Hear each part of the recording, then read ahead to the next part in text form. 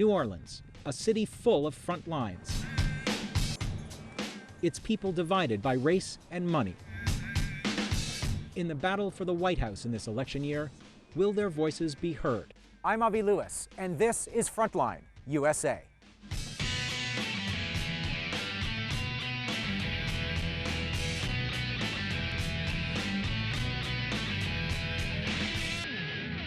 Welcome to Frontline, USA. We'll be here every week until America chooses its 44th president. And this is what we're about.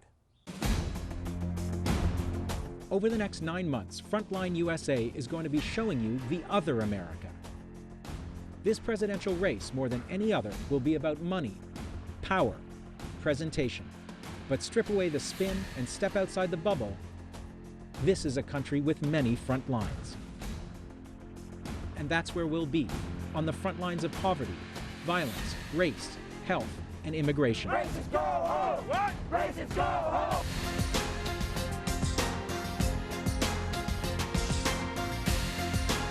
We'll be examining the issues faced by Americans you don't normally see on your television screen, and we'll be speaking to people on the ground. Not pundits, but real people with stories to tell. A full spectrum assault of American voices. Young, old, white, black, immigrant, rich, and poor. They'll all get their say here on the front line.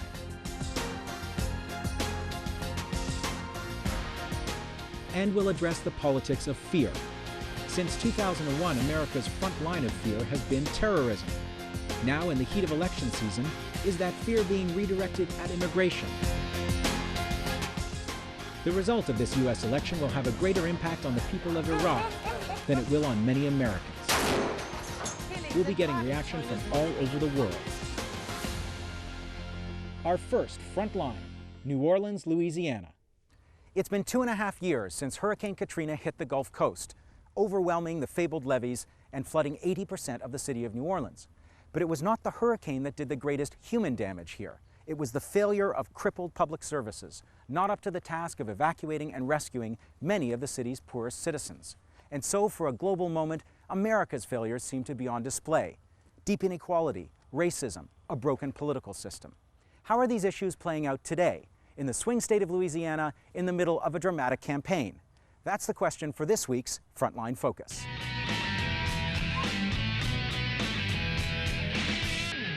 When you're smiling, the whole world smiles with you. Thank you, John. Where you're from? California. Welcome. Thank you. Thank you, brother. When you're laughing, welcome. The tourists are back in New Orleans' French Quarter, but look beyond the postcard and you can see why so many New Orleanians say the disaster of Katrina never ended. It brings on the rain. Tens of thousands of people are still dispersed around the country. Poor neighborhoods have seen little reconstruction, while rents in the city have doubled since the storm. And so, homelessness has also doubled. Just a few blocks and a world away from the French Quarter, a tent city has sprung up under Interstate 10. Chase is one of the people living there. You know, because you work and you still can't pay the rent. You can work 2 jobs and still can't pay your rent. Just the rent, you know, you're still gonna be under the bridge. The city needs to be rebuilt. As far as where my race is from, like the night water and stuff like that, they're not trying to rebuild that. You know, they're really trying to push us out of here. We went down to the lower 9th Ward, the working-class African-American neighborhood that was devastated when the levees broke and the city flooded. Here, 2.5 years later, there are whole blocks of houses that are just gone, returned to open fields. These scenes were the ones that shocked the world, ripping off America's shiny surface to reveal the desperation beneath. In the heart of the world's richest nation, it turned out that your chances of survival in a disaster had a lot to do with your color and your class. So what does all this have to do with the election? The lower 9th used to be an easily mobilized block of 30,000 voters, overwhelmingly Democrats. One resident who has moved back is concerned about what the demographic shift means for the politics of the entire state. Louisiana is a swing state, and I think that a part of what kept it swinging so long was the city of New Orleans. If you actually change the socioeconomic backgrounds of the people who live here, you can change the political dynamic of the city of New Orleans pretty easily. My first thought was that, oh my God, Louisiana's pretty much conquered on the red side. You know what I mean? Also, I mean, developers. I mean, you have a lot of property that a developer, I mean, this is, you know, could be a developer's dream. That developer's dream may already be underway. Before Katrina, there were 5,000 low-income families in public housing. This month, the city began destroying more than 4,000 of those units. The idea is to replace them with mixed-income developments, but there is passionate debate in the city about whether those plans will provide enough affordable housing for the previous residents to return to. Let them in! This is wrong! In December, hundreds of protesters were barred from a city council vote on the demolitions, and police pepper sprayed and tasered people in the crowd. From the outside, it seems a little counterintuitive when you have a housing shortage in the city to demolish thousands of units of housing. So what is the case for demolishing all this housing? The case for demolishing it, would you want to live in a house that had been had water in it and had not been attended to for 2.5 years? A house that probably had lead-based paint problems before Katrina and now had mold problems? They want them to sit and, you know, just deteriorate so they could flash this in newspapers and across the news and say they're unlivable. This is their purpose of leaving them abandoned for so long. You can see all you have to do is come in with the proper equipment and, you know, clean them up and help revitalize them, and it's the strongest thing going in New Orleans. For me to beat the try down here, I gotta come As the battle for public housing in New Orleans pits African-American residents groups against a newly elected majority white city council, the ever-present dynamic of race in America is at play, and it runs much deeper than just the housing debate. African people were the capital that built capitalism in this country. So that's why we say that race is class, because we as a nation have been racialized, and, you know, it has stolen land and stolen people. That is the foundation of this country. And so I think we continue to see that pattern, you know, decade after decade, century after century. Race is not an issue in America. Shouldn't be. I don't think it is. Really? Really, I really don't. You don't think it's an issue for you? You don't think it's an issue for anybody? I don't think it should be an issue for anybody. And I don't think it's going to be as big an issue as everyone thinks it's going to be in this presidential race. I have that much hope for America. Hope. Barack Obama may be making mileage with it as a political message, but here in New Orleans, it's a commodity in short supply. Since the departure of John Edwards from the campaign, the city and its people have disappeared from the election radar. But there is something going on in New Orleans, an experiment of national significance. Migrant workers are rebuilding wealthy neighborhoods, while African-American workers are shut out. Public housing is being demolished and gentrified. Public education has already been replaced by privately operated charter schools. It brings all the rain, keep on smiling. The new New Orleans may be a glimpse of America's future, a future in which only a shrinking elite has access to those services most Americans used to take for granted.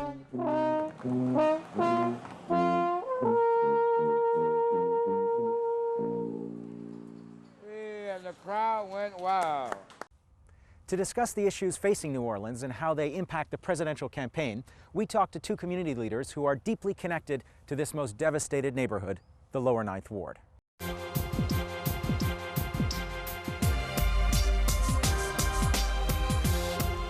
TRACIE Washington is a civil rights attorney who works in some of the hardest hit neighborhoods of New Orleans.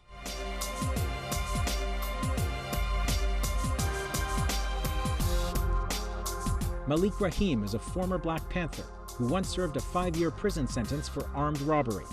Since the 1960s, he's been an activist on housing and prison issues in Louisiana. The city has been transformed in the 2.5 years since Katrina. How would you describe New Orleans today? Everybody looked at this as a land grab. Public housing. Developers that have been stealing public housing around this nation took the opportunity. Give me a snapshot of what's actually changed here. We are supposed to have a social safety net.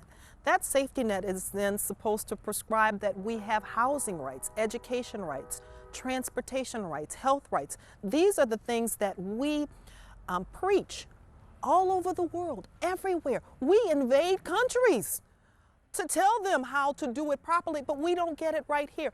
It is mind-boggling. We are looking at an effort of genocide. You know, I mean, if I don't want you to come back, you know, I remove all the social safety nets to make sure that you will not come back. Let's talk a little bit about what New Orleans has to teach the rest of the country. Right now, we the canaries in that mine, you know, but pretty soon, you're gonna have to be that canary. Is there anything in the presidential campaign that gives you any hope? We have had people who have come here and who've gotten it early on, who have said that we have to begin to fight in this nation for poor people, poor working people. You can't just speak to it for me, however, because we've fallen for the okie doke way too many times. Here at Frontline USA, we recognize that the results of the U.S. presidential election will have impacts on people all over the world, and we are committed to bringing their perspectives in. And everyone knows, if you want an opinion, ask a cabbie. So here's the view from Jacob Alifu in Accra, Ghana.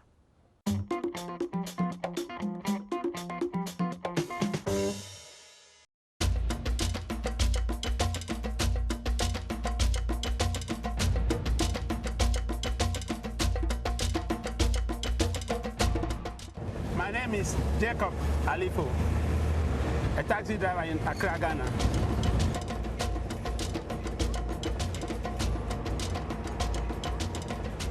I think with the wars on the hand of President Bush, somebody must now step in to stop the wars. And I'm hoping that the Americans may choose Hillary Clinton side so that they can come in and then talk peace.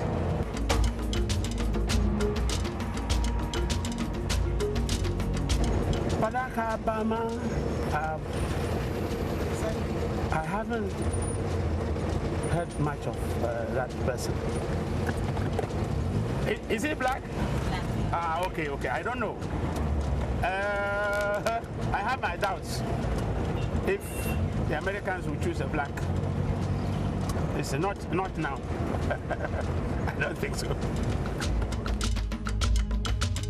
In Ghana here, every 2 weeks we are told the prices will go according to what is happening in the crude oil prices. So the wars, they are actually affecting Africa, and Ghana included, the poor nations or the developing ones.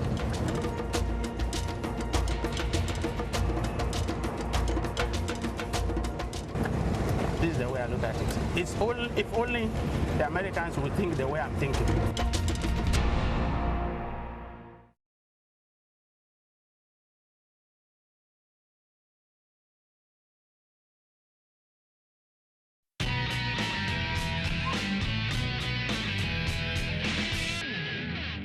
Welcome back to Frontline USA, coming to you this week from New Orleans, Louisiana. We're part of the most media-saturated election campaign in human history.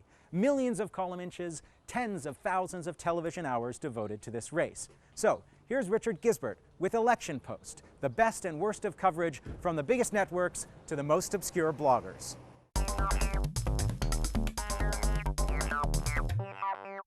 Thanks, Avi, and welcome to the Election Post, where we'll be keeping an eye on the media and their coverage of the U.S. elections. This week, a candidate who's been hogging the airwaves and column inches in America.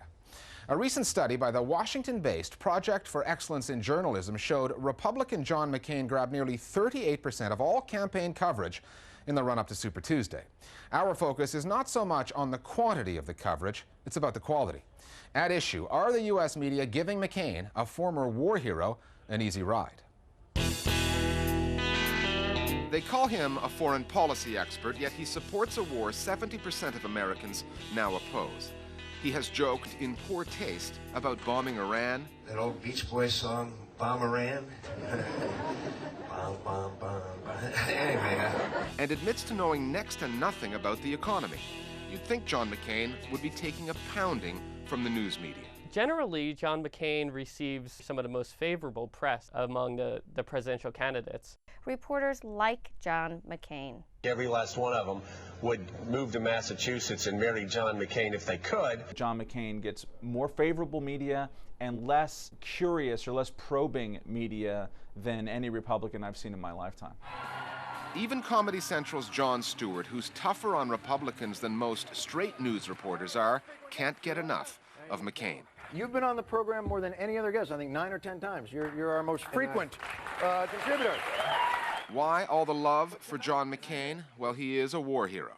It's not every day that you have a president who spent 5.5 years in a Vietnam prison being tortured. I have the experience. I've been in war. I know both war and peace. I know the face of evil. I'm ready to serve. One thing that the media can never really criticize him for is his service to the country. The media's infatuation with McCain goes back to the year 2000, when he battled George Bush for the Republican nomination.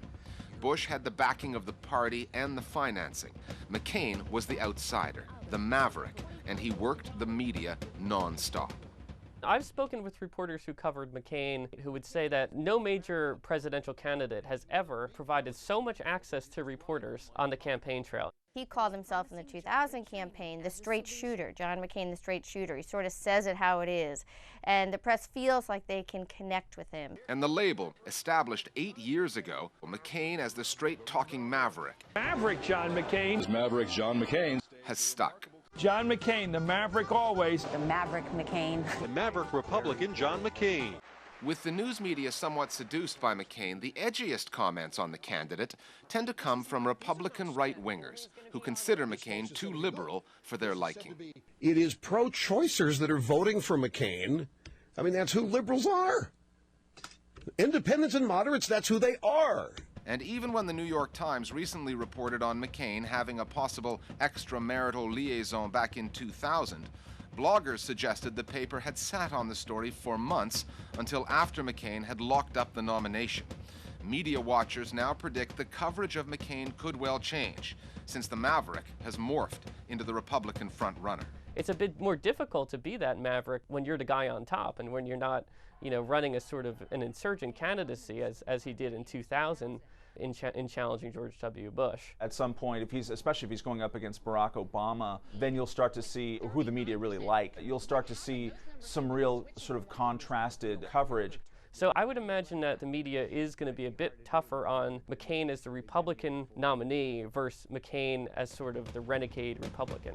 Will the press corps set aside its admiration for John McCain and start to scrutinize him the way it has the other candidates? Or will the one-time war hero continue to get an easy ride all the way to the White House? Next week, in our look at coverage of the campaign, we're going to move out of the mainstream to take a look at the impact that some political free agents are having on the process. Independent videos posted on sites like YouTube are not exactly setting the campaign agenda, but they can alter it from time to time. That's next week here at the Election Post on Frontline USA. Here in New Orleans, we've been talking about issues of race in America at a grassroots level. But how is that translating to the bigger picture of the campaign and the nation as a whole? Back in the nation's capital, we spoke to two people with very different points of view. This is Limo Lobby.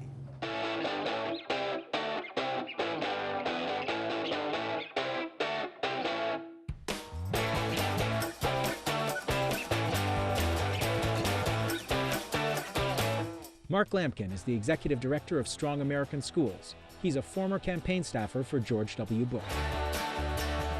Bill Fletcher is the editor of The Black Commentator and a founder of the Black Radical Congress. Gentlemen, welcome to Limo Lobby. Glad to be here. Thanks for having us. Why has race emerged as such a burning issue in this electoral cycle, Mark? Well, race is ultimately the primary, most fundamental organizing concept in this country. I'd say that it is an organized separation of people. It's not simply that folks just wanted to live separately. What does it look like, Mark, to talk about race in a substantive policy focused way in this campaign? See, I don't equate substantive issues with race, because my race is not, I'm not dependent on a set of issues exclusively to define my race. It's not a racial perspective for me. But you would agree that African Americans and Latinos are overrepresented in poverty, just on that basic That's true, level. but there are also white people that are in poverty. There are African Americans and Latinos who are entrepreneurs. You can see whether you're looking at healthcare, education, jobs, skills, a continued racial differential.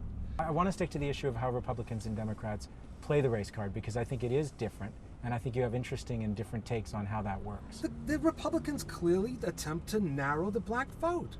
I mean, time and again, right? And but don't you think that Democrats take black votes for granted? I think that some Democrats take the black vote for granted. Can we just talk about this phrase, America's first black president, that's used about Bill Clinton? Every time I hear it, I want to reach for a gun.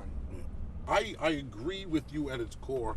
It's absurd that he's the first guy to ascend to that level who's comfortable around black people. Right. What does it say about this country that it was 1992 before there was a president that people could actually say that powerful white man feels comfortable around black folks? Welcome to the United States. I mean, that's the reality of the United States, the racial toxins of this country. Guys, thanks for riding the limo lobby with me. My pleasure. Thank you. My pleasure too. Thanks.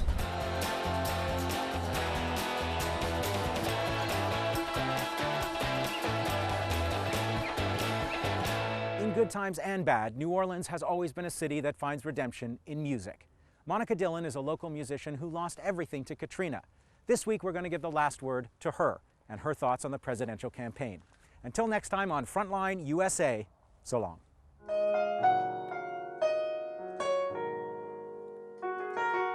My name is Monica Dillon. I am 34 years old, live in the city of New Orleans. When the levee broke, my kinfolk scattered 1,000 ways. When the levee... This is a neighborhood that I lived in before Katrina. I didn't hear from them for days.